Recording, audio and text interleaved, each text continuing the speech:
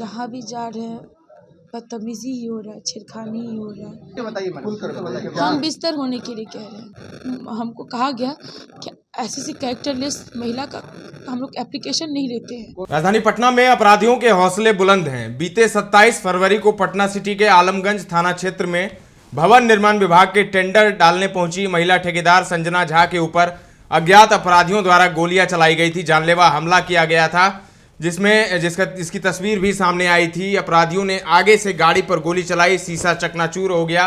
पीछे उनके पति खड़े थे। उस दिन भी इन लोगों ने महिला और उनके पति ने आरोप लगाया था पुलिस प्रशासन पर कि इससे पहले भी उन पर हमला हो चुका है। थाने में आवेदन भी दिया है, लेकिन कोई कार्रवाई नहीं हुई है। आज एक बार फिर से संजना झा जो पीड़िता हैं, उन्होंने वो खुद आज मीडिया के सामने आई हैं और काफ़ी कुछ उन्होंने कहा है, आरोप लगाया है। तो बिना देरी किए आपको हम सुनाते हैं संजना झा क्या कुछ कह रही हैं। सब आए दिन मेरे साथ बहुत बुरा हो रहा है। जहाँ भी जा रहे हैं बदतमीजी ही हो रहा है, छेड़खानी ही हो रहा है। और 27 को तो पहली बार नहीं गोली चली थी, ये सेकेंड टाइम चली थी। इससे पहले 12 जनवरी को भी चली थी उसी डिवीज़न में। कारण क्या है गोली चलने का कारण क्या है? क्या है और कहाँ पर चली थी? सर सब ये तो एक एग्जीक्यूटिव का रीज़न ये है कि एग्जीक्यूटिव का बात हम जो नहीं माने, एक ये भी रीज़न है। और बहुत से संवेदक का एग्जीक्यूटिव लोग चाहते कि हम काम नहीं करें। क्यों? समझौता ये है कि हम उन लोग का बात मान जाए तो ठीक है, नहीं तो फिर हम काम नहीं करें। कौन सा बात बताइए। हम बिस्तर होने के लिए कह रहे हैं। हम बिस्तर होने के लिए कह रहे हैं। कौन कह रहा है? अजय वर्मा, सूर्यरतन प्रकाश। ये लोग कौन है? ये एग्जीक्यूटिव है, एक गर्दनी बाग के और एक पाटलिपुत्रा के। आखिर आपने ही क्लियर बताइए। और ये कब से घटना घट रही है कि आप प्रताड़ना झेल रही हैं? ये 12 सितंबर 2024 से घटना घट रही है। 12 को भी मेरा नहीं लिया गया एप्लीकेशन, 13 को भी नहीं लिया गया, 14 को भी नहीं लिया गया। 15 को जब हम एसी के पास अपना एप्लीकेशन लेकर गए कि सर मेरे साथ ऐसा घटना हो रहा है, कम से कम आप इसका ये एक्शन लीजिए, तो वहाँ पे हमको कहा गया कि ऐसी कैरेक्टरलेस महिला का हम लोग एप्लीकेशन नहीं लेते हैं। कौन बोला? एसी रामाग्या सर हैं, सर्किल ऑफिस में बैठते हैं। ऐसे कैरेक्टरलेस महिला का हम लोग एप्लीकेशन नहीं लेते हैं। हम लोग एप्लीकेशन ऐसी महिला का फाड़ के फेंक देते हैं। ऑफिस घटना के बाद क्या कोई अधिकारी से मिले? अधिकारी से हम मिले थे तो उन्होंने कहा था ठीक है हम बात करते हैं। जयंत राज जी से मिले थे, उन्होंने कहा था ठीक है हम बात करते हैं। वहाँ पे भी एप्लीकेशन दिए थे सर, लेकिन वहाँ से भी कोई सुनवाई नहीं हुआ। फिर ये 30 नवंबर के मेरे साथ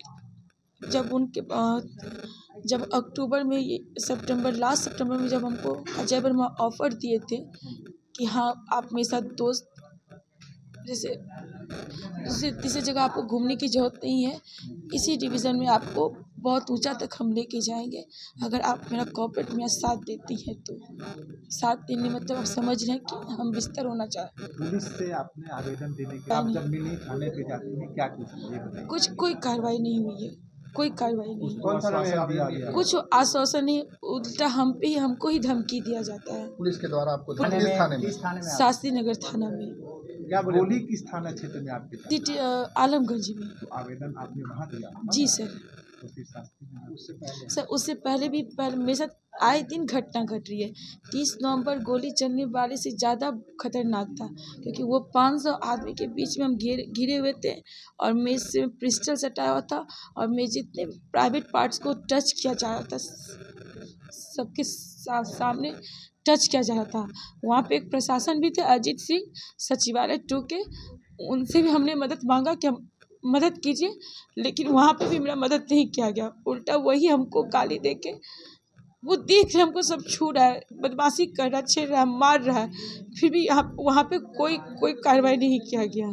ये गोली चलने से ज़्यादा भयंकर वो घटना था 30 नवंबर बाद। वो अधिकारी से मिले थे आप? किसी अधिकारी से उनकी शिकायत था? जी सर, डीजीपी के पास गए थे, डीएसपी के पास गए थे, मंत्री जयंत राज के पास गए थे, रवि कुमार के पीएस के पास गए थे, जहाँ जहाँ तक हमको लगा जहाँ जाए वहाँ वहाँ तक गए, लेकिन हर जगह से हमको निराशा ही मिला। कहीं क्या नहीं मिला हम टेंडर का विवाद है क्या? जी सर, टेंडर टेंडर डालने को लेकर ही विवाद हुआ सर। सब करता, हम एक सिंगल नहीं है। टेंडर मेन टेंडर भी है, और साथ में ये जो 2 एग्जीक्यूटिव का हम बात नहीं माने, मेन रीज़न वही है। अगर बात मान लेते तो आज हो सकता हम कॉन्फ्रेंस में नहीं बैठे रहते, हो सकता था कि आज हम रोते नहीं रहते, हो सकता था कि आज इतना हम टेंशन में नहीं रहते, हम भी बहुत मजे से जिंदगी जी रहते। लगता है कि एक महिला होने का नतीजा आपको झेलना पड़ रहा है। बहुत झेलना पड़ रहा है, उन लोग का बात नहीं मान के बहुत झेलना पड़ रहा है हमको। भवन निर्माण का टेंडर था, ओपन टेंडर था, 630 ग्रुप का टेंडर था। उस दिन कोई भी प्रशासन नहीं था, कोई भी इंजीनियर नहीं था, कोई कर्मचारी वहाँ पे नहीं था। कहाँ पे हो रहा था? वो पाटलिपुत्र डिवीजन में उस दिन 30 नवंबर की वही घटना पर आपके था। साथ बस हुई थी। जी, गोलीबारी की जो घटना चला था 30 नवंबर को आलमगंज में क्या?